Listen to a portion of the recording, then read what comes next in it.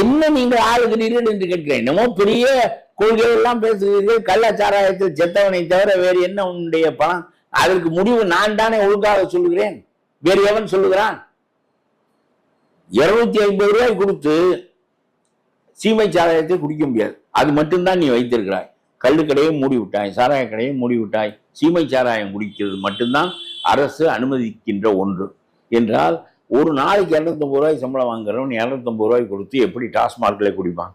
சாக்கனாவுக்கு 50 ரூபாய் வேண்டும், 300 ரூபாய் எப்படி முடியும்? ஆகவே அவன் கள்ளச்சாராயம் குடிக்க போகிறான். 30 ரூபாய் கிடைக்கிறது. அதே 30 ரூபாய்க்கு 20 ரூபாய்க்கு தென்னங்கள் கிடைக்கும், கொடு. நான் முழு மதுவிலக்கு கோருகிறவன். நான் காந்தியினுடைய கொள்கையில் மாறா நம்பிக்கையுடையவன். ஆகவே கள்ளுக்கடைகள் புறாவும் பீகாரை போல குஜராத்தை போல மூடப்பட வேண்டும் என்பதுதான் என்னுடைய கொள்கை. ஆனால் நீ மூடி தொலைக்கின்ற காலம் வரையிலும் கள்ளச்சாராயத்தை குடித்து விட்டு சாகாமல் தென்னங்கள் கண்ணை கூடாக்காது.